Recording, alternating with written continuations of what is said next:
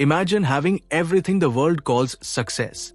Money, power, respect, a red Ferrari parked outside your mansion. And yet, waking up every morning with a hollow chest, a tired soul, and a heart that feels strangely empty. This is not just a story.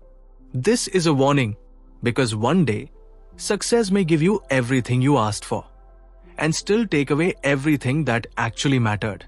Welcome to English Bookshelf, where every book becomes a mirror, and every story helps you rediscover yourself. This is the story of The Monk Who Sold His Ferrari by Robin Sharma. A story about ambition, a story about collapse, and most importantly, a story about awakening. Julian Mantle was the definition of success. A legendary trial lawyer, a man who never lost a case, a man who measured his worth in billable hours and courtroom victories. He lived fast, worked harder, and ignored every warning his body tried to give him. Late nights, endless stress, processed food, no time for silence, no time for rest, no time for life. To the world, Julian Mantle was unstoppable. But inside, he was breaking. And then one ordinary morning, in the middle of a packed courtroom, his heart gave up. He collapsed, right there, in front of everyone he once tried to impress. That moment changed everything. Lying in a hospital bed, surrounded by machines and white walls, Julian faced a truth that terrified him more than death itself. He had built an extraordinary career, but destroyed his inner world. He realized something painful. Success without fulfillment is the most expensive failure. So Julian did something nobody expected. He sold everything: the mansion, the suits, and yes, the Ferrari. And then he disappeared. For 3 long years. No one knew where he went. No one knew if he was alive. Until one day, he returned. But the man who came back was not the man who left. Gone was the tired face. Gone was the stress-filled voice. In his place stood someone calm, centered, radiant. And that's when Julian revealed the truth. He had traveled to India, to the Himalayas, where he met a group of monks called the Sivana sages. Monks who possessed something Julian had spent his whole life chasing, but never found: inner peace. What follows in this book is not just advice. It's a transformation. Through Julian's story, Robin Sharma teaches us a powerful truth. You don't need to escape your life to change it. You need to master your mind. The monks taught Julian that the mind is like a garden. If you don't control what you plant, weeds will grow. Negative thoughts, fear, anger, comparison, regret. Most people live their entire lives trapped in a noisy mind, never realizing that peace is a skill, not a gift. Julian learned that happiness doesn't come from achievement. It comes from alignment. When your thoughts, actions, and values move in the same direction, life becomes lighter. The book slowly unfolds the 7 virtues of enlightened living, but not as rules, as realizations. You begin to understand that discipline is not punishment. It's freedom. That solitude is not loneliness. It's clarity. That time is not money. Time is life. Robin Sharma doesn't shout these lessons. He whispers them.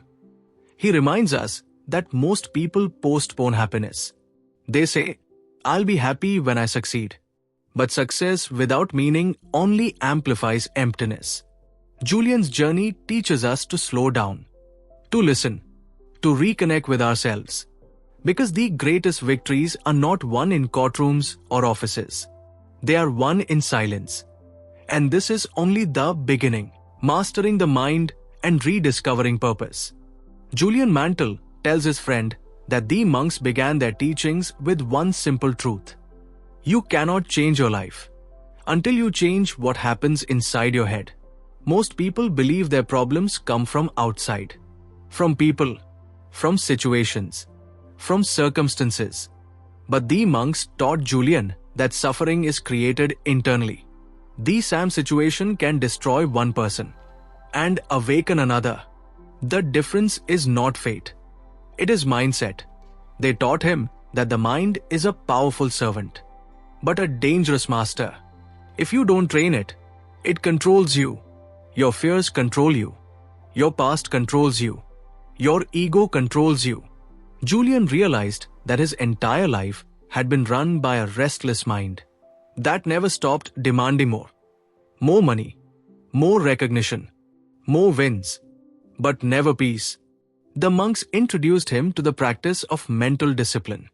Not positive thinking, not blind optimism, but conscious thinking, choosing which thoughts deserve your energy and which do not, because every thought you repeat becomes a belief, and every belief shapes your reality.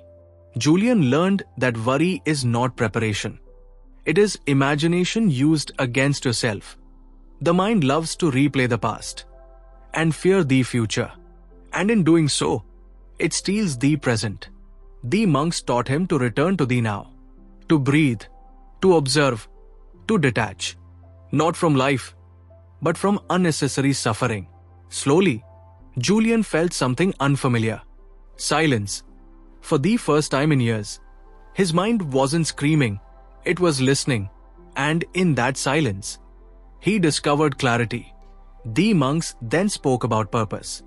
They explained that a life without purpose is a slow death. Most people wake up every morning, not knowing why they exist.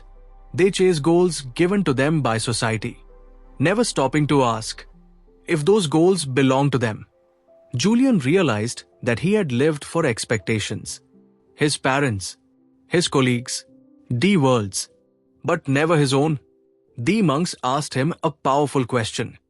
If today was your last day, would the life you lived feel complete? That question shook him, because success had kept him busy, but purpose had been missing. The book teaches that when you live with purpose, energy follows. Motivation becomes natural. Discipline becomes effortless. Because you're no longer forcing yourself forward. You're being pulled by meaning. Julian learned that clarity of purpose turns ordinary actions into sacred rituals. Work becomes contribution. Time becomes precious. Life becomes intentional. Robin Sharma reminds us through this story that purpose is not something you find. It is something you choose. You choose to live consciously. You choose to matter. You choose to serve something greater than your ego. And once you choose that, everything changes. The monks also spoke about the value of self-respect. Not arrogance, not pride, but honoring your inner voice. Julian realized how often he had ignored his intuition just to stay ahead in the race. How many warning signs his body gave him. How many nights his soul begged him to slow down. But ambition kept him deaf. The monks taught him that true power comes from self-mastery. Not controlling others, not winning arguments, but controlling your reactions. When you master your reactions, no one can control you. This was a revolutionary idea for Julian, because his whole career had been about domination. Winning, defeating. Now he was learning about surrender, not giving up, but letting go of ego. And in that surrender, he felt lighter, stronger, more alive. By the end of this phase of learning, Julian was no longer chasing happiness. He was cultivating it from within. And this was only the foundation, because the monks believed that a strong mind without a strong body is incomplete. The power of discipline and daily rituals. Julian Mantle explains that once the monks helped him tame his mind, they turned their attention to something equally important: the body. Because a tired body weakens even the strongest intentions. The monks believed that most people don't lack motivation. They lack energy. And energy is created through discipline. Not harsh discipline, but loving discipline. Julian was taught that small daily rituals, done consistently, shape destiny. Most people wait for massive change. They wait for the perfect moment. But the monks taught him that transformation happens quietly, through ordinary actions repeated every day. Waking up early, moving the body, breathing consciously, eating with awareness. Julian realized how careless he had been with his body. He treated it like a machine, pushed it beyond limits, ignored pain, fed it stress, and eventually, it collapsed. The monks taught him that your body is not a tool. It is a temple. When you respect it, it rewards you with strength, clarity, and longevity. They introduced Julian to the idea of Kaizen, the philosophy of continuous improvement. One small improvement every day. Just one. Because consistency beats intensity. A person who does a little daily will always defeat someone who does a lot occasionally. This idea changed how Julian viewed discipline. It was no longer punishment. It was self-respect.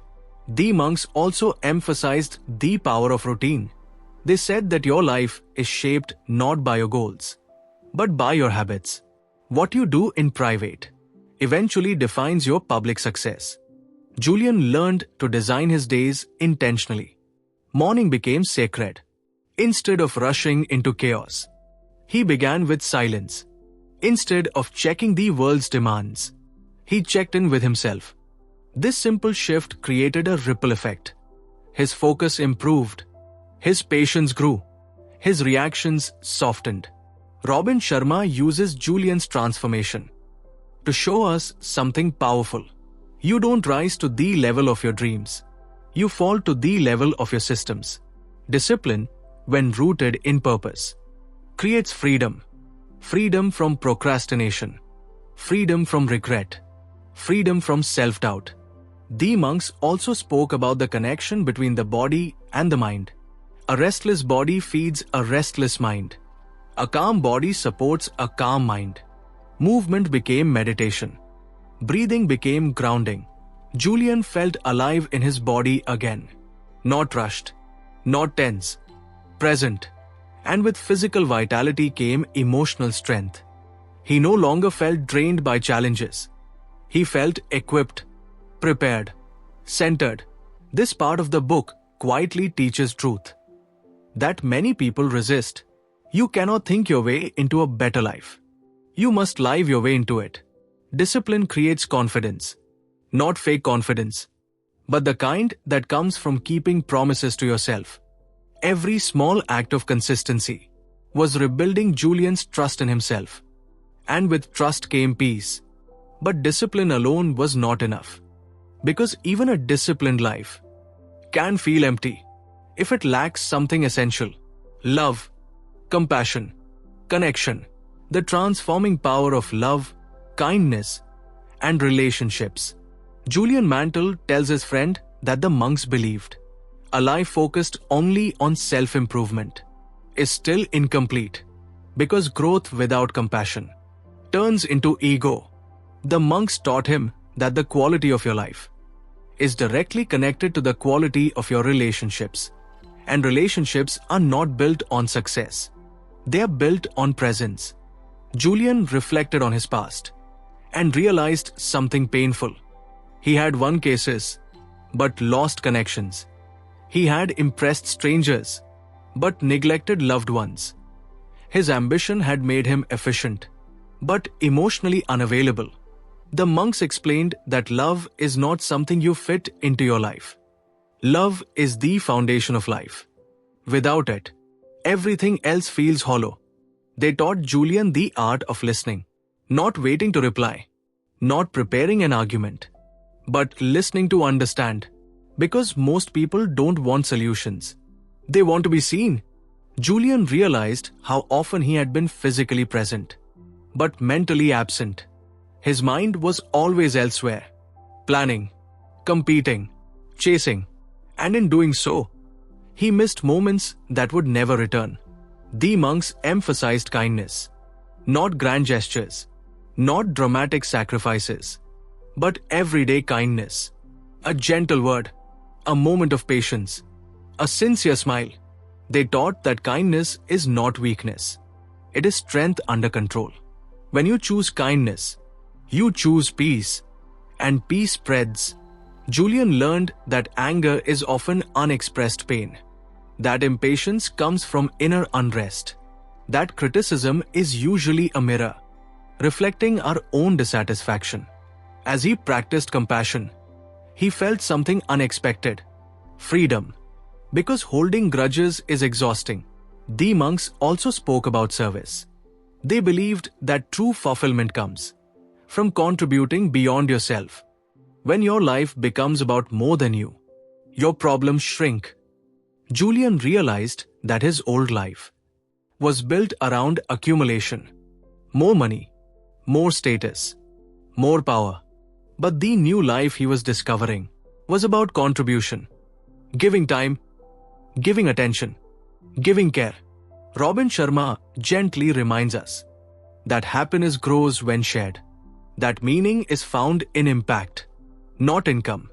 The monks also taught Julian about forgiveness, not for others, but for himself, forgiving himself, for choosing ambition over balance, for ignoring his inner voice, for chasing validation instead of alignment. Because self-forgiveness is the doorway to peace. Julian understood that you cannot love fully if you are still punishing yourself for the past. Forgiveness allowed him to release regret and step forward lighter. This part of the journey softened Julian. He became less rigid, more human, less obsessed with winning, more focused on living. And for the first time, success no longer meant standing above others. It meant standing with them. But there was still one powerful lesson left: the most misunderstood resource in life: time, mastering time, and living with urgency. Julian Mantle says the monks saved one of their most powerful lessons for the end. Time, not money, not power, not success. Time, because everything else can be earned again. But time, once gone, never returns. The monks taught Julian that most people live as if life is endless. They postpone joy. They delay love. They wait for the right moment. And that moment never comes. Julian realized how casually he had spent his days, rushing through mornings, distracted during conversations, living weekends just to recover from weekdays. He had been alive, but not awake. The monks explained that time mastery is life mastery. When you respect time, you respect yourself.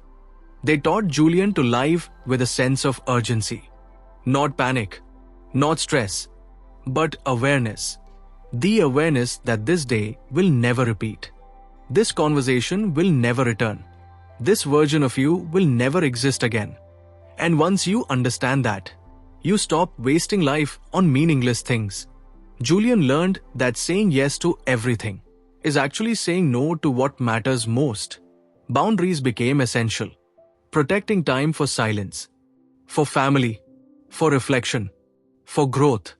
Robin Sharma reminds us through this lesson that busy is not productive. A full schedule does not mean a full life. Julian also learned to live with the end in mind. The monks encouraged him to imagine his final day, not to create fear, but to create clarity. What would matter then? What would feel insignificant? What regrets would hurt the most? That reflection changed how Julian lived.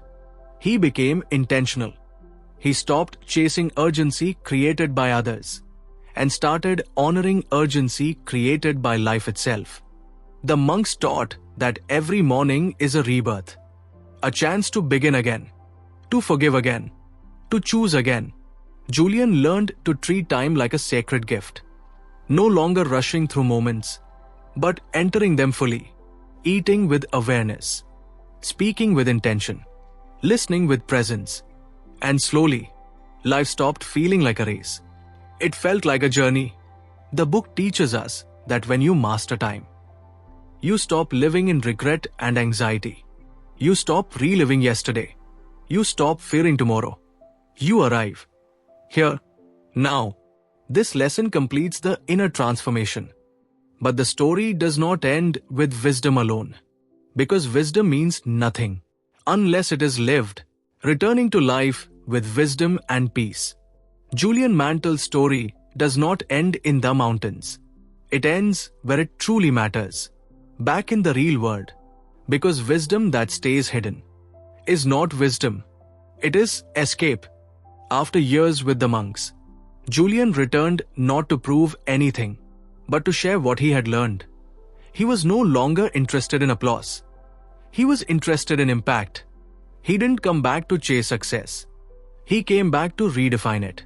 Julian understood that you don't need to abandon society to live a meaningful life. You need to bring awareness into it.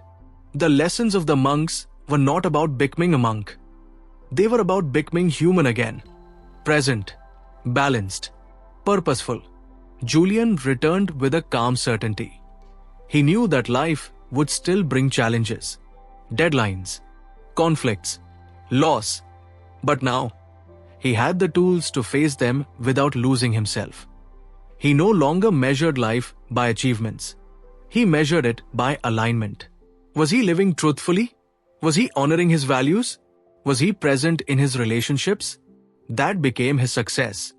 Robin Sharma closes the book with a reminder that feels both gentle and powerful. You don't need more time.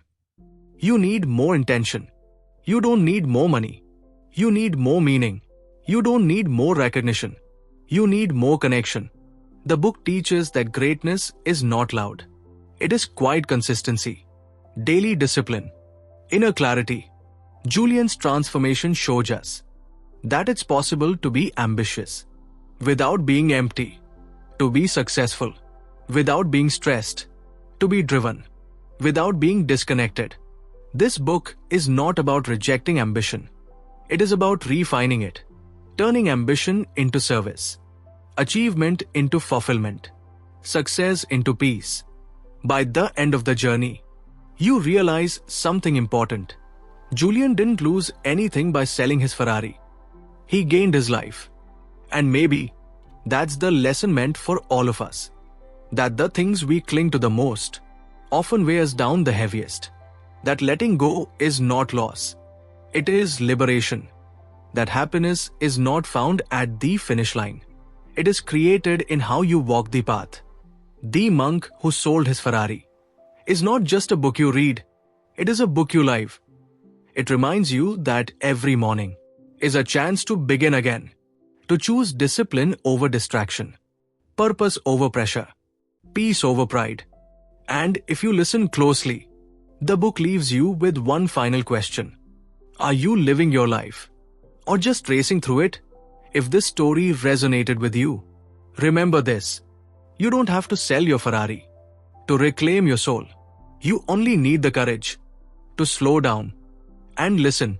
This was The Monk Who Sold His Ferrari by Robin Sharma.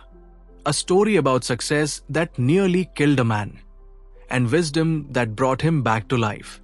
Subscribe to English Bookshelf, where every book becomes a guide and every story brings you closer to yourself. Because the greatest investment you will ever make is not in your career, it is in your inner world. If this video inspired you, subscribe to English Bookshelf for more stories, more learning, and more inspiration.